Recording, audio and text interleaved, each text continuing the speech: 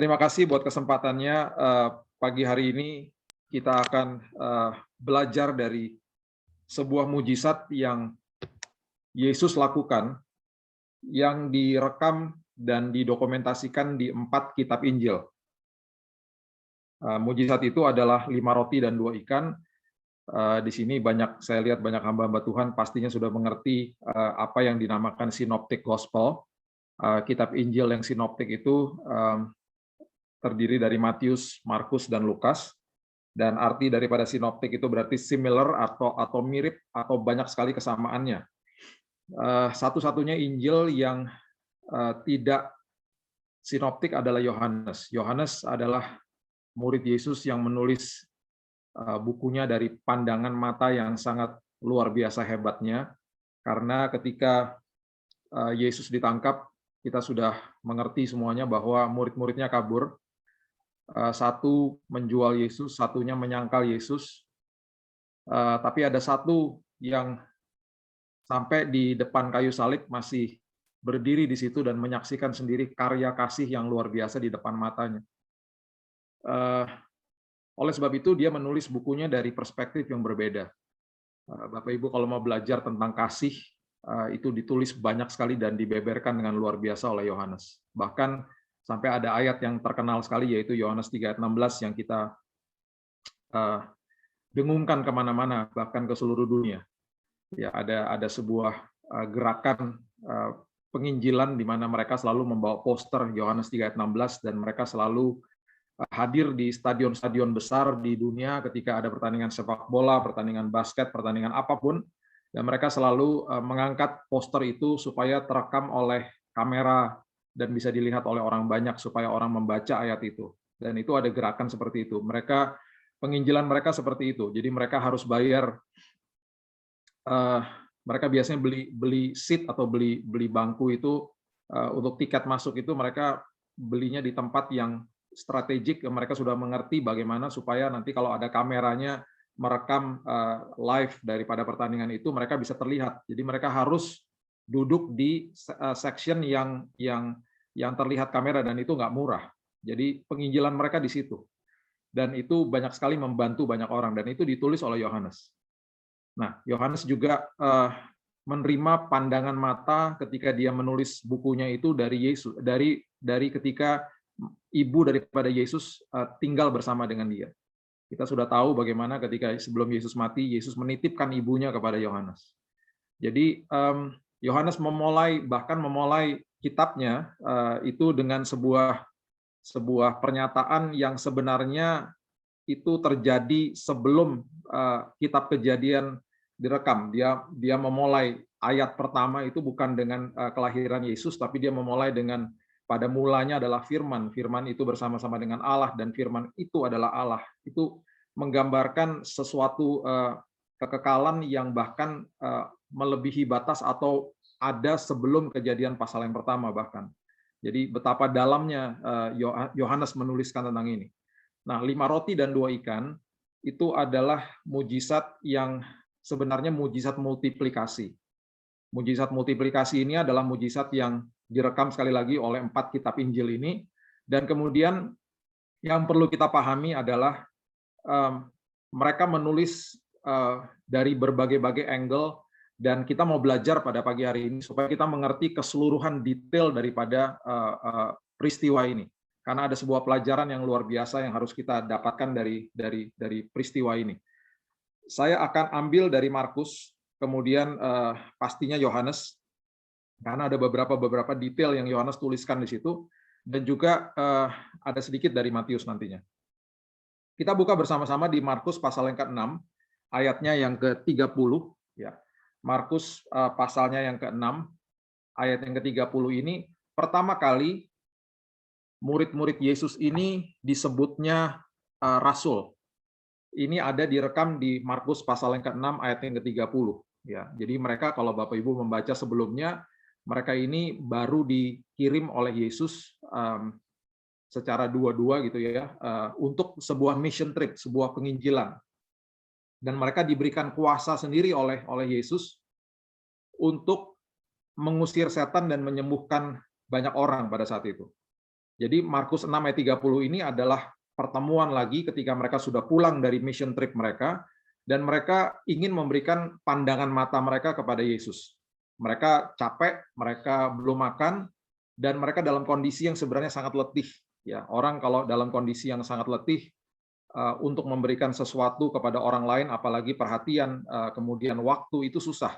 Ya, jadi mereka betul-betul mau dalam kondisi yang eksklusif, sendirian, di grupnya mereka saja, mereka mungkin rasa aman di situ dan nyaman, dan mereka hanya mau punya pertemuan yang tertutup lah, mungkin begitu. Ya, jadi Markus 6 ayat 30 mengatakan, kemudian rasul-rasul itu kembali berkumpul dengan Yesus dan memberitahukan kepadanya semua yang mereka kerjakan dan ajarkan. Semua yang mereka kerjakan dan ajarkan. Ya, kemudian ayat 32, maka berangkatlah mereka untuk mengasingkan diri dengan perahu ke tempat yang sunyi. Ya, sekali lagi mereka capek, mereka mau punya pertemuan yang hanya mereka sajalah, pertemuan tertutup. Ya. Tetapi pada waktu mereka bertolak, banyak orang melihat mereka dan mengetahui tujuan mereka. Ya, mengetahui tujuan mereka. Dengan mengambil jalan darat, segeralah datang orang dari semua kota ke tempat itu sehingga mendahului mereka. Jadi rupanya bocor, Bapak Ibu. Perjalanan mereka bocor kepada orang-orang setempat, kemudian itu berita itu beredar dan tersebar sangat cepat gitu ya. Dan mereka tahu mereka mau ke kota mana, orang-orang ini langsung kasih tahu. Dan ternyata kota itu adalah kota Betsaida. Mereka ingin pergi ke kota Betsaida. Ada di mana itu nanti Bapak Ibu bisa baca di kitab Lukas ya, di Betsaida. Kenapa saya sebutkan Betsaida? Karena nanti ada hubungannya dengan ayat-ayat berikutnya.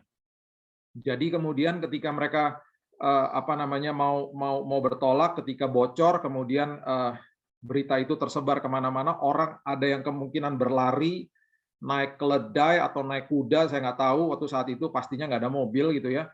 Mereka mendahului rombongan daripada Yesus, pergi ke kota Betsaida. Ya. Kemudian ayat 34, Markus pasal yang ke-6 ayat 34 mengatakan, ketika Yesus mendarat, ya akhirnya mereka sampai ke kota itu, ia melihat sejumlah besar orang banyak, maka tergeraklah hatinya oleh belas kasihan kepada mereka, karena mereka seperti domba yang tidak mempunyai gembala. Lalu mulailah ia mengajarkan banyak hal kepada mereka. Seperti biasa, Yesus penuh dengan belas kasihan, dia nggak tega untuk supaya orang-orang ini pergi atau dia yang justru pergi buru-buru mengasingkan diri lagi, pergi ke tempat yang lain lagi, tidak, dia justru ada di situ dan dia merasa bahwa dia harus mengajar mereka. Dan kita harus mengerti bahwa 5 roti dan 2 ikan ini seringkali disebutnya peristiwa 5 roti dan 2 ikan memberi makan 5.000 orang. Sebenarnya bukan 5.000 orang, nanti kita baca itu 5.000 pria. Ya, 5.000 pria itu kenapa disebutnya pria? Karena sensus bangsa Yahudi pada saat itu memang selalu yang dihitung adalah kepala rumah tangga. Kalau satu keluarga isinya 2 orang, 2 anak maksud saya, dengan seorang istri, itu kira-kira paling sedikit ada 20.000 orang pada saat itu. Jadi ini masa terbesar yang pernah direkam di Alkitab, yang pastinya melebihi masa yang ada pada saat khotbah di bukit. Jadi ini sungguh-sungguh luar biasa besarnya orang-orang yang hadir di hadapan dia. Dan itu yang membuat saya makin mengerti dia pastinya tidak tega untuk meninggalkan mereka begitu saja, karena mereka bergegas dan mereka mendahului dia, itu dia sudah melihat sesuatu yang keinginan yang luar biasa untuk bertemu dengan dia, dan kita sudah tahulah hatinya Yesus seperti apa gitu ya. Nah, masalahnya adalah murid-muridnya ini dalam kondisi yang capek, Bapak Ibu. Bapak Ibu harus mengerti kalau yang di tempat ini banyak yang sering bepergian gitu ya, penginjilan dan lain sebagainya, pulang-pulang tuh capek pasti. Dan kita pengen rileks, pengen istirahat gitu ya. Makanya kenapa biasanya hari Senin itu adalah hari liburnya hamba Tuhan. Karena habis pelayanan yang begitu berat, biasanya Sabtu Minggu, Senin itu libur. Ya, kami di pelayanan kami di toko buku Immanuel, ketika hari Senin itu justru banyak yang datang ke toko buku kami di Jakarta ini karena di situ ada kafenya, dan mereka biasanya bertemu di kafe itu sambil kongko-kongko sambil beristirahat. Dan mereka biasanya kemudian datang ke situ untuk membeli supply gereja gitu ya. Nah, saya menyimpang sedikit aja nih. Karena saya jadi ingat kalau hari liburnya hamba Tuhan tuh hari Senin. Jadi biasanya hari Senin itu di kafe di toko buku Immanuel kami itu ada satu menu yang namanya babi kecap, Bapak Ibu. Ya, jadi itu hari Senin itu babi kecap itu harus banyak karena hamba Tuhan datang makan babi kecap. Nah, Bapak Ibu kalau mau melihat hamba Tuhan marah-marah gara-gara babi kecap habis, itu di kafe toko buku Immanuel. Karena ada yang terekam sama CCTV, datang jauh-jauh jam 3, babi kecapnya sudah habis, mereka marah-marah. Kenapa babinya habis ya? Jadi ya lucu juga. Mungkin hari Seninnya, hari Minggunya khotbah tentang penguasaan diri, hari Seninnya datang babi kecap habis, marah-marah. Jadi itulah yang kami hadapi kalau hari Senin, karena kami tahu hari Senin itu hari liburnya hamba Tuhan, hari liburnya kantor gereja. Jadi mereka banyak yang datang ke tempat kami untuk membeli supply sekolah minggu gitu ya, supply gereja, perjamuan dan lain sebagainya sambil ngopi-ngopi lah di situ. Karena mereka itu hari liburnya mereka. Nah, kemudian kita teruskan di ayat yang ke-35, Markus pasal yang ke-6 ayat 35 mengatakan, pada waktu hari sudah mulai malam, datanglah murid-muridnya kepadanya dan berkata, tempat ini sunyi dan hari sudah mulai malam. Ya. Suruhlah mereka pergi ayat 36 supaya mereka dapat membeli makanan di desa-desa dan di kampung-kampung sekitar ini. Ya. Salah satu kekuatan daripada pria adalah perutnya. Kalau dia nggak makan, dia nggak bisa mikir. Itu pria. Amin atau amin pria? Pasti amin semua ya. Jadi saya kalau di kantor ini kalau jam 12 ada meeting, saya tanya sama resepsionis saya, yang datang pria atau wanita. Kalau pria sediakan snack, karena kalau nggak meetingnya nggak berhasil nanti. Karena pria itu nggak bisa mikir kalau perutnya kosong ya. Jadi kekuatan pria tuh perut sama mata. Matanya hebat, visioner lah ya. Kalau wanita itu lebih ke mulut sama telinga. Harus punya ribuan kota kata-kata setiap hari untuk mendengar dan untuk bicara. Jadi kekuatannya beda-beda. Nah, ini pria-pria ini ada 12 murid yang pada saat ini ada bersama dengan Yesus. Dan kemudian dalam kondisi yang capek, kondisi yang letih, mereka sepertinya kasih kode sama Yesus. Mereka bilang, udahlah suruh aja pulang. Suruh aja pulang supaya mereka bisa segera makan on the way back, on the way home, ketika mereka dalam perjalanan pulang, mumpung masih ada warung, masih ada toko roti, masih ada restoran yang masih buka. Sebelum nanti tambah malam mereka nggak punya makanan, udahlah suruh pulang aja. Dengan kata lain juga mereka kasih kode sama Yesus bahwa kami juga capek. Kami juga mau pulang, udahlah, selesaikan ya ini semuanya. Nah, mujizat 5 roti dan 2 ikan dimulai dari ayat 37. Mujizat multiplikasi dimulai dari pernyataan Yesus yang direkam di ayat 37, berbunyi begini.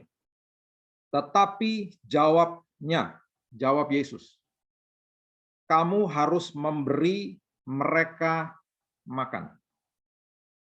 Kata mereka kepadanya kemudian, ya ada satu murid yang menjawab, jadi haruskah kami membeli roti seharga 200 dinar untuk memberi mereka makan? Siapakah murid yang mengatakan ini? Nanti kita baca sebentar. Tapi harus kita mengerti dan harus kita catat baik-baik.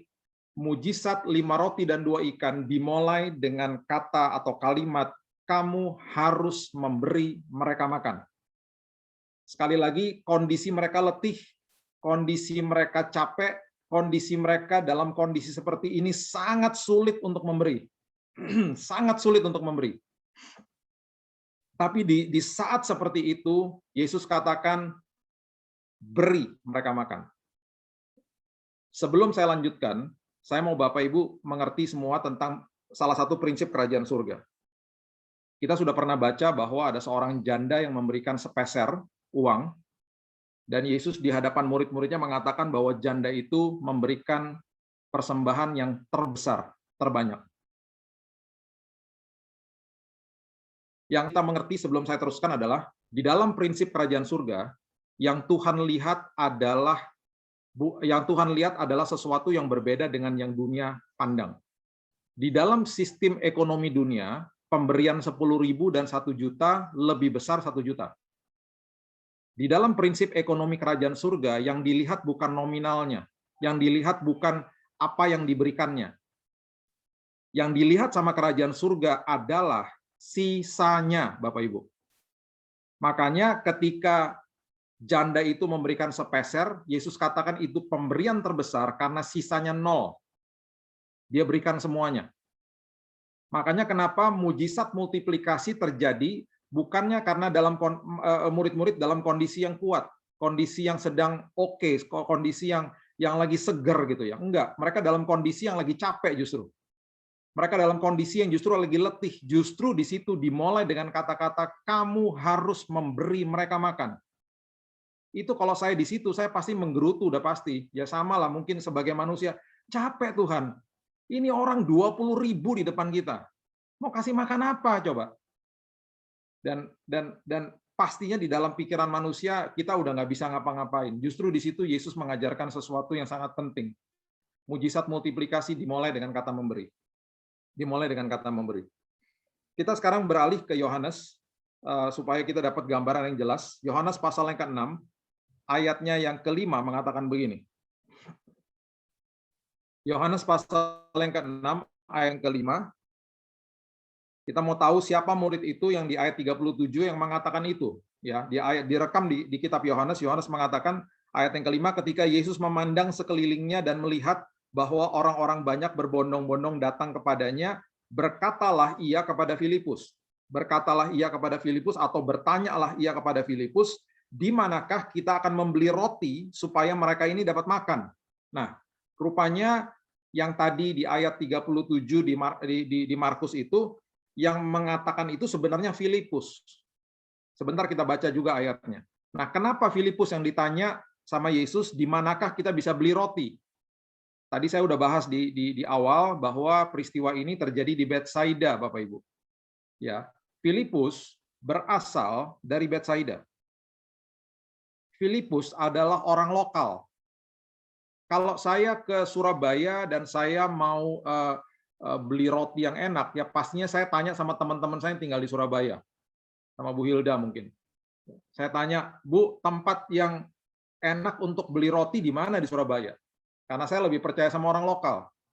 Kalau saya ke kota Bapak Ibu sekalian, mungkin ada yang tinggal di Solo, ada yang tinggal di Semarang, ada yang tinggal di Klaten.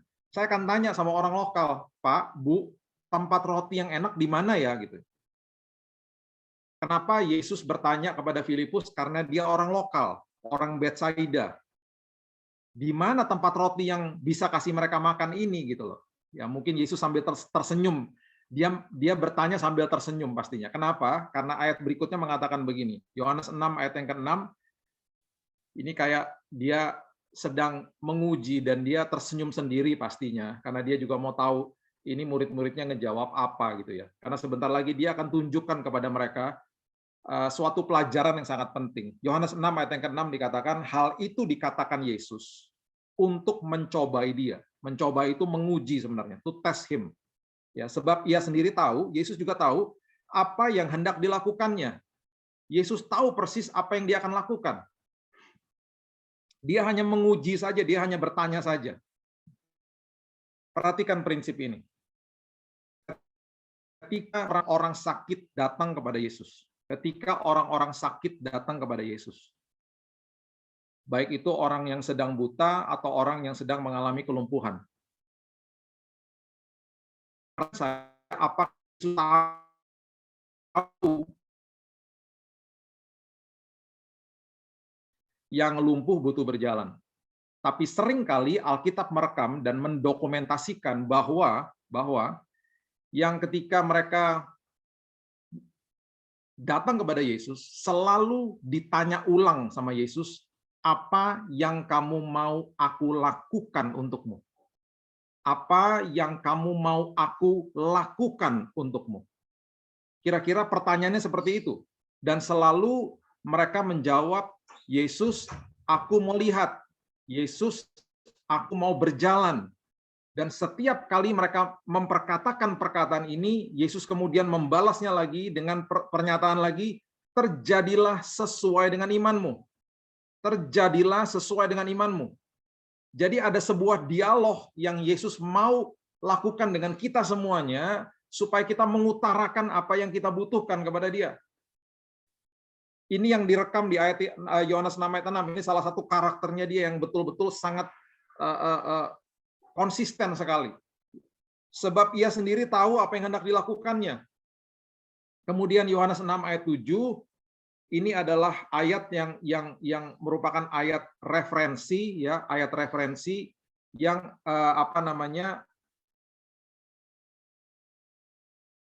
akhirnya bisa membuat kita tahu bahwa yang tadi direkam di Markus 6 itu siapa murid-murid itu. Dan ini jawaban Filipus. Yohanes 6 ayat 7. Jawab Filipus kepadanya, roti seharga 200 dinar tidak akan cukup untuk mereka ini, sekalipun masing-masing mendapat sepotong kecil saja. Jadi ini adalah jawaban dari Filipus yang tadi direkam di Markus. Filipus melihat masalah yang besar di hadapannya. Itu adalah perspektif manusia ketika lihat masalah. Masalahnya besar di depannya. Perspektif kedua yang selalu dilihat sama manusia adalah apa yang saya punya juga nggak cukup untuk menghadapi masalah ini. Dan itu direkam juga di Yohanes pasal yang ke-6, ayat yang ke-8 sampai ke-9. Yohanes pasal yang ke-6, ayat 8 sampai ke-9 mengatakan seorang dari murid-muridnya, yaitu Andreas, saudara Simon Petrus berkata kepadanya, di sini ada seorang anak yang mempunyai 5 roti dan 2 ikan, tetapi apakah artinya itu untuk orang sebanyak ini? Jadi yang pertama mengatakan bahwa ini masalah besar, udah nggak mungkin gitu ya. Yang kedua melihat dirinya sendiri dan katakan apa yang saya punya nggak cukup gitu loh. Sebenarnya sih ada sih 5 roti dan 2 ikan, tapi apa artinya gitu loh. Jadi perspektif menghadapi masalah pasti melihat masalah besar, kemudian melihat dirinya sendiri bahwa dia nggak sanggup, dia nggak bisa, dia lupa bahwa ada kuasa Tuhan di dalam hidupnya. Dan ini yang terjadi dengan 12 pengintai. Ya, dengan 12 pengintai. 12 pengintai ketika dikirim ya untuk mengintai, yang 10-nya kembali dan mengatakan apa? Mereka mengatakan hal yang seperti itu. Mereka katakan itu bangsa raksasa, bangsa yang besar. Mereka lihat masalah. Kemudian setelah mereka lihat masalah besar, mereka memperkatakan dirinya sendiri seperti belalang. Seperti belalang. Jadi ini sebetulnya sangat-sangat mengerikan ketika orang yang akhirnya hidupnya dikuasai sama ketakutan. Bapak Ibu, takut itu normal ya. Takut itu normal. Kita punya emosi, kita punya perasaan. Takut itu normal. Tapi hidup di dalam ketakutan itu yang salah. Hidup di dalam ketakutan itu yang ngawur sebenarnya, apalagi ketika kita mengerti bahwa kita memegang 7.000 lebih janji-janji Tuhan di dalam pengertian kita sebenarnya. Takut normal, hidup dalam ketakutan itu yang tidak normal. Ya. Jadi sekali lagi perspektif manusia adalah selalu seperti 10 pengintai, melihat masalah besar, kemudian melihat dirinya sendiri seperti belalang. Apa yang saya punya nggak cukup. Dan akhirnya kita nggak pernah tahu nama-nama seperti Nabi Palti, Galdi, kita nggak pernah tahu dan nggak pernah dengar nama-nama seperti itu. Padahal nama-nama 10 pengintai itu direkam di Alkitab, ada nama-nama itu. Karena mereka bukan pahlawan iman. Ya, mereka akhirnya dihukum tidak boleh masuk tanah perjanjian. Tapi ada 2 orang yang kembali dan mengatakan betul mereka raksasa. Betul mereka besar. Tapi Tuhan saya lebih besar. Tuhan saya lebih dahsyat. Dan akhirnya kedua nama orang ini adalah nama-nama yang seringkali kita dokumentasikan dan kita masih berikan kepada anak-anak kita. Siapa itu? Joshua dan Kaleb. Selalu seperti itu. Jadi perhatikan bahwa ini yang serupa yang terjadi pada saat mereka melihat orang sebanyak itu. Filipus dan Andreas, teman-teman daripada Yohanes, dia merekam nama-nama ini supaya kita mengerti bahwa mereka ragu, mereka melihat masalah besar, dan mereka melihat bahwa diri mereka pun tidak mampu. Kita mundur sejenak, kita lihat dulu di 2 Raja-Raja pasal yang keempat, ayat yang pertama sampai ayat yang ke-6, ada sebuah peristiwa juga yang sangat serupa dengan ini. 2 Raja-Raja 4 ayat 1 sampai 6, kita juga sudah sering mungkin dengar tentang ini. Perhatikan ayat yang pertama di 2 Raja-Raja 4 ayat pertama, salah seorang dari istri-istri para nabi mengadukan halnya kepada Elisa sambil berseru, hambamu suamiku sudah mati dan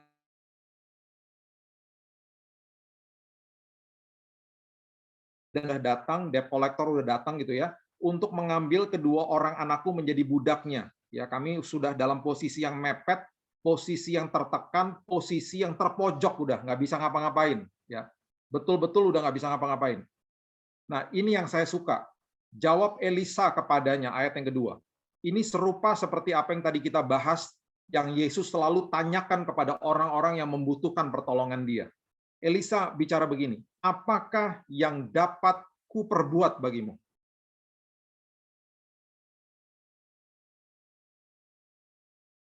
Yang utang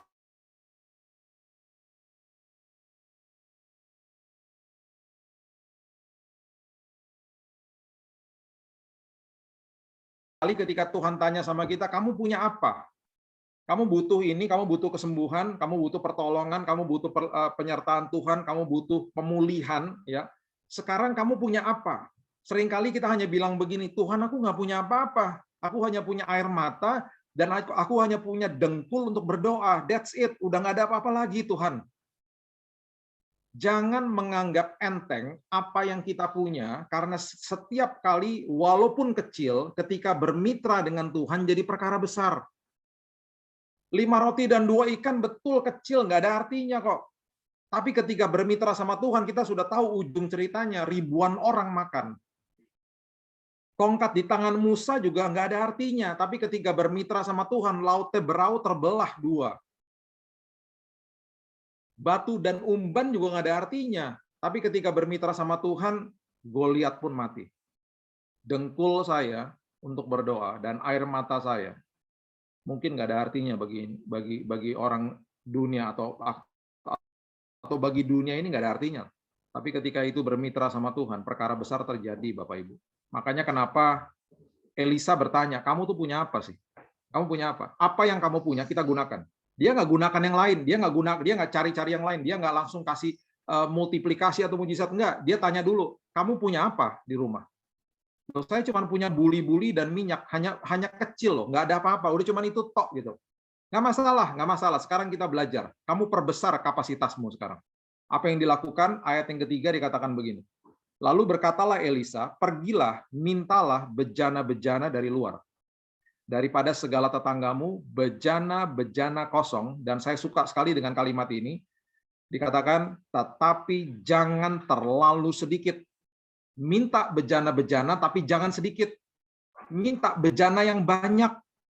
Dengan kata lain, perbesar kapasitas imanmu. Perbesar kapasitas imanmu. Karena sebentar lagi akan terjadi multiplikasi, akan terjadi sebuah aliran supply-nya Tuhan yang begitu banyak ke dalam ribaanmu. Nah, sekarang makanya dia katakan ambil atau kumpulkan bejana itu sebanyak-banyaknya, jangan terlalu sedikit. Karena supply-nya Tuhan selalu melebihi kapasitas. Saya ulangi. Supply-nya Tuhan selalu melebihi kapasitas. Kita sudah pernah belajar di waktu yang lalu bahwa kita ini punya akses kepada Bapa kita. Ya, kalau kita punya akses berarti supply-nya Tuhan jalan terus sama kita. Apa yang terlepas dari tangan tidak akan pernah terlepas dari hidup. Itu karena punya akses. Tapi kalau kita merasa kita memiliki, dan itu sebenarnya tidak ada kepemilikan di dalam prinsip kerajaan surga, yang terlepas dari tangan akan terlepas dari hidup. Itu kepemilikan, itu yang terjadi sama anak yang bungsu ketika melepaskan akses daripada bapaknya. Jadi walaupun banyak orang katakan kepada saya di PHK Pak, saya ada income yang turun Pak selama pandemi dan begini dan begitu dan lain sebagainya. Tenang, kamu punya akses. Apa yang terlepas dari tanganmu tidak akan pernah terlepas dari hidupmu. Karena suplainya Tuhan akan jalan terus pada waktunya, bahkan apapun yang terhilang engkau bisa digantikan dari sumbernya, yaitu Yesus sendiri gitu loh. Dengan berkali-kali lipat. Jadi tenang aja. Jadi yang Elisa beritahu kepada janda ini adalah kumpulkan bejana itu, perbesar kapasitas imanmu, karena suplainya Tuhan selalu lebih besar daripada kapasitas. Selalu lebih besar. Jadi ambil sebanyak-banyaknya, kalau tidak kamu ambil sebanyak-banyaknya, kamu sendiri yang rugi. Kemudian dikatakan di ayat yang keempat, kemudian masuklah Ya, tutuplah pintu sesudah engkau dan anak-anakmu masuk, lalu tuanglah minyak itu ke dalam segala bejana. Mana yang penuh angkatlah. Sebelum mujizat multiplikasi terjadi, masuk ke dalam rumahmu. Sebelum kita menerima apa yang Tuhan mau berikan ke dalam hidup kita, supaya kapasitas iman kita juga diperbesar, stop dengerin hoax. Stop dengerin kabar-kabar negatif. Saya nggak katakan kita nggak boleh dengerin berita, nggak masalah, harus tahu berita. Harus tahu sekarang sedang terjadi apa. Ya, kalau misalnya sekarang sedang ada zona merah, apa yang harus dilakukan, protokol kesehatan, apapun itu, harus tahu. Tapi jangan termakan sama hoax. Ya, jangan termakan, karena saya tahu pasti semua di sini punya WhatsApp group. Dan saya tahu pasti di setiap WhatsApp group ada 1-2 orang yang selalu setiap hari mengirimkan kabar-kabar yang menakutkan dan mengerikan, dan belum tentu itu benar. Dan kita gampang sekali termakan sama berita-berita seperti itu, yang akhirnya, yang tadinya saya katakan, yang awalnya hanya takut, lama-lama hidup di dalam ketakutan, dikuasai ketakutan, itu yang ngawur. Jadi nggak bisa, makanya Amsal 4 ayat 20 dan sampai 23 itu selalu mengatakan itu kan, arahkan telingamu kepada ucapanku, simpan di dalam lubuk hatimu. Jangan simpan berita buruk di dalam hatimu, simpan firmanku, simpan janjiku di dalam lubuk hatimu. Supaya itu adalah sumber daripada kehidupan, bahkan sumber daripada kesembuhan hidupmu. Itu yang patut kita lakukan hari lepas hari. Ya, jadi Elisa katakan masuk pintu. Perempuan itu ayat 5, pergilah perempuan itu daripadanya, ditutupnya pintu sesudah ia dan anak-anaknya masuk, dan anak-anaknya mendekatkan bejana-bejana kepadanya sedang ia terus menuang. Ya, perhatikan ayat yang ke-6, ketika bejana-bejana itu sudah penuh, berkatalah perempuan itu kepada anaknya, dekatkanlah kepadaku sebuah bejana lagi. Mana, ada lagi nggak bejana yang lain? Tetapi jawabnya kepada ibunya, tidak ada lagi bejana, sudah habis Bu, sudah habis bejananya. Perhatikan kalimat ini, lalu berhentilah minyak itu mengalir. Supply lebih besar daripada kapasitas. Kalau masih ada bejana, apakah minyaknya masih mengalir? Pasti.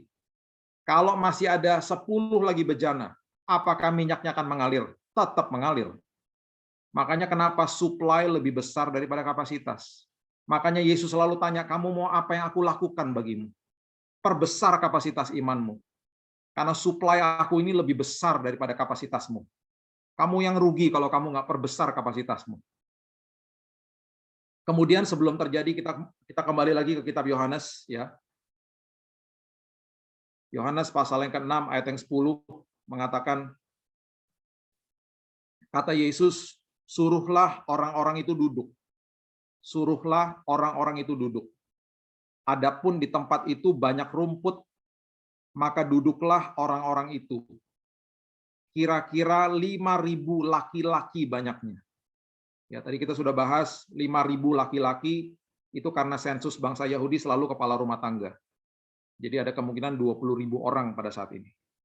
Dan sebelum mujizat terjadi, Yesus katakan, duduk, tenang, relax.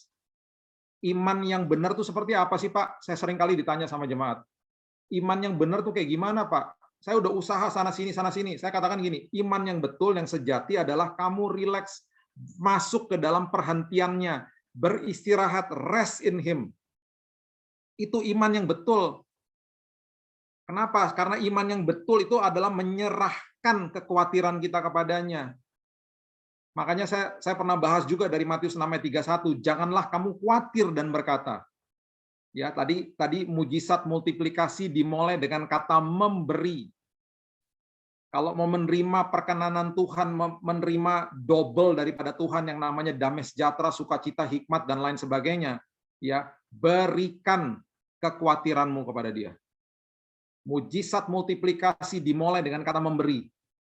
Berikan kekhawatiranmu kepada Dia. Duduk tenang, rileks. Yang berperang bagi kita itu Dia. Kita nggak berperang, Dia yang berperang. Dia yang melakukan semuanya. Kita nggak bisa apa-apa kok tanpa Dia. Justru di dalam kelemahan kita, kekuatan Tuhan makin nyata dalam hidup ini. Rileks, duduk tenang. Dan kemudian kita akan masuk ke dalam perhentiannya Dia.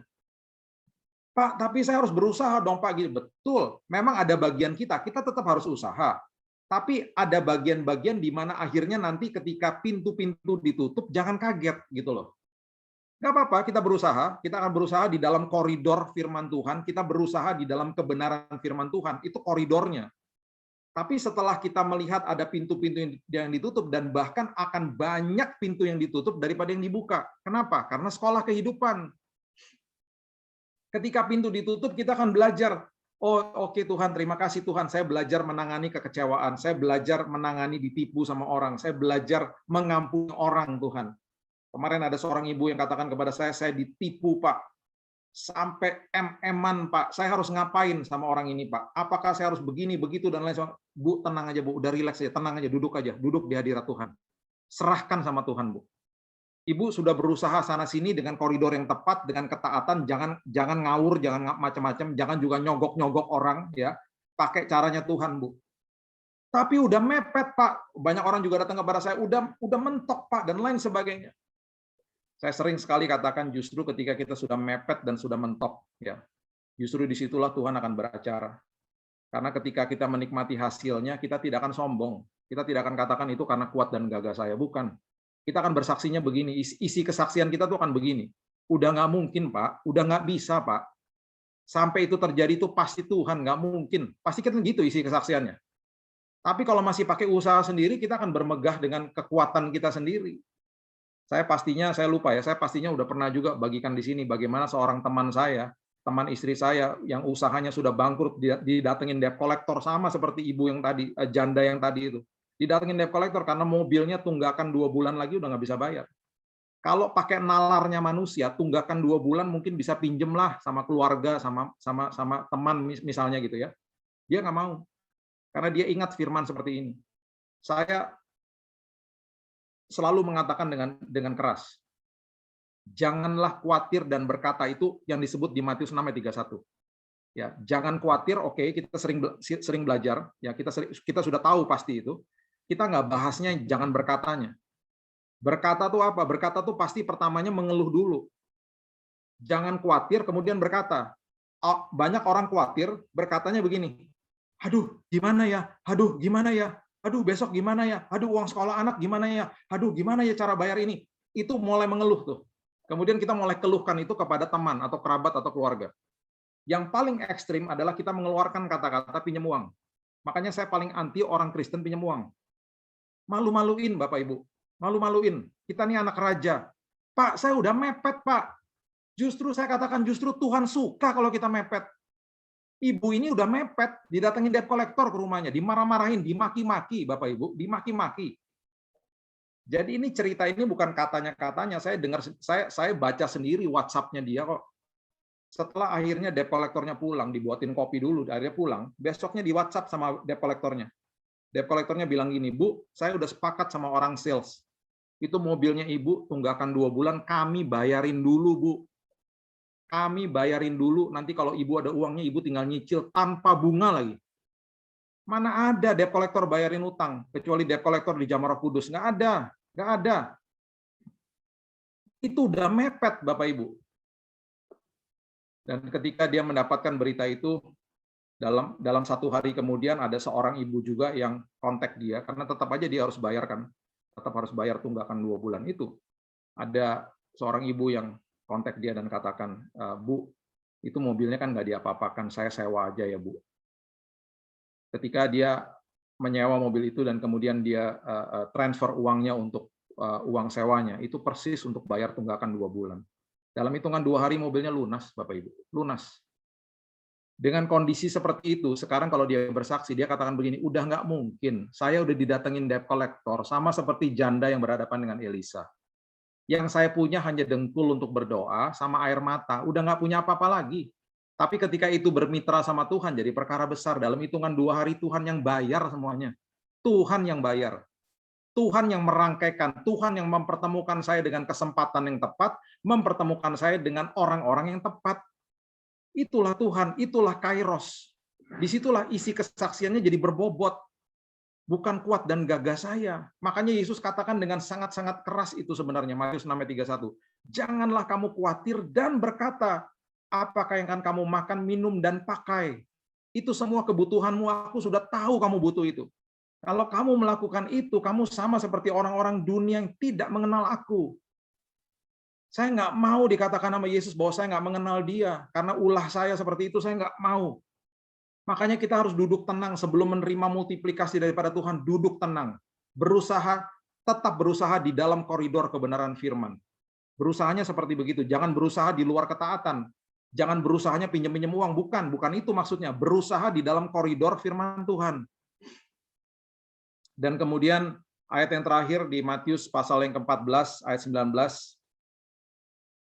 Matius 14 ayat 19, firman Tuhan mengatakan begini, lalu disuruhnya orang banyak itu duduk di rumput, dan setelah diambilnya 5 roti dan 2 ikan itu, Yesus menengadah ke langit dan mengucapkan berkat, memecah-mecahkan roti itu dan memberikannya kepada murid-muridnya. Dan perhatikan kalimat terakhir ini, dan murid-muridnya membagi-bagikannya kepada orang banyak. Catat ini baik-baik, mujizat 5 roti dan 2 ikan terjadi di tangan murid-murid. Mujizat 5 roti dan 2 ikan terjadinya di tangan murid-murid Yesus. Yang sejak awalnya tadi kita sudah bahas bahwa Yesus mengajarkan kepada mereka di dalam keletihanmu, di dalam kesukaranmu, di dalam engkau dalam kondisi yang sangat capek, beri. Beri. Ketika engkau memberi dalam kondisi yang sudah sangat capek, engkau udah nggak punya sisanya tuh, istilahnya nggak ada sisanya. Justru itu pemberian terbesar dan akan dimultiplikasi sama Tuhan. Dalam kondisi yang sudah letih, justru ketika engkau memberi, multiplikasi terjadi. Saya tidak bicara soal uang, saya bicara soal yang lain. Uang itu selalu sekunder, ya. Saya paling nggak suka kalau berkat itu dikonotasikan dengan materi, karena bukan itu artinya. Ya, dari Kejadian sampai Wahyu, dari arti kata Barak, Esher, dan Makarios itu sama sekali nggak ada hubungannya dengan materi, sekunder itu. Jadi selalu yang namanya multiplikasi itu kalau kita menyerahkan kekhawatiran kita kepada Tuhan, pemulihan ekonomi, pemulihan keluarga, ya pemulihan apapun itu selalu dimulai dengan damai sejahtera, sukacita dan hikmat. Selalu begitu. Damai sejahteranya dimultiplikasi, ya, sukacitanya dikasihnya multiplikasi, hikmatnya dikasih multiplikasi, baru hal-hal sekunder datang. Baru segala sesuatunya ditambah-tambahkan dalam hidupmu. Carilah dahulu kerajaan Allah dan kebenarannya. Baru nanti itu akan ngikut, uang-uang itu dan segala macam akan ngikut. Jangan fokus ke uangnya, fokus kepada kebenaran firman-Nya dulu. Percuma punya uang kalau nggak cakap mengelola, makanya dikasih hikmat dulu sama Tuhan. Itunya dimultiplikasi dulu sama Tuhan. Jadi saya ketika membaca ini, saya betul-betul merinding karena saya akhirnya mengerti, oh wow, ternyata mujizat 5 roti dan 2 ikan terjadi di tangan murid-murid. Bayangkan ketika dia menengadah ke langit, dia mengucap syukur, kemudian dia bagikan kepada murid-murid itu, dan ketika murid-muridnya motek-motek itu rotinya, kemudian dikasih kepada orang dan nggak ada habis-habisnya, terjadi di tangan murid-muridnya. Perbesar kapasitas imanmu. Ingat, supply lebih besar daripada kapasitas. Supply-nya Tuhan jauh lebih besar daripada kapasitas. Rugi sendiri kita kalau kita nggak perbesar kapasitas kita. Dia mau berikan kepada kita sebanyak-banyaknya kok. Ya, selalu prinsipnya Tuhan diberikan sampai kenyang. Ya, di 5 roti sampai 2 ikan dikatakan berikan mereka makan sampai kenyang, semuanya kenyang. Kenyang dan cukup. Kenyang dan cukup itu selalu pemberian Tuhan. Dimulai dengan prinsip memberi. Ada beberapa orang datang kepada saya dalam kondisi yang sudah terpuruk secara ekonomi. Mereka katakan, kok bisa ya Pak, saya udah nggak ada uang saya udah pas-pasan. Kok bisa di dalam kondisi kayak begini Pak, tiba-tiba ada keluarga yang membutuhkan. Kok tiba-tiba Pak ada teman yang membutuhkan bantuan keuangan. Terus saya tanya gini, loh kamu digerakkan sama Tuhan untuk ngasih nggak gitu? Oh iya Pak, saya digerakin Tuhan Pak. Dalam kondisi kayak begini saya digerakin Tuhan. Udah kasih aja, tabur aja. Dan betul, yang terjadi apa? Multiplikasi. Selalu itu kalau kita lagi mau memberi, yang paling berharga tuh memberi dalam kondisi yang sudah nggak ada gitu loh.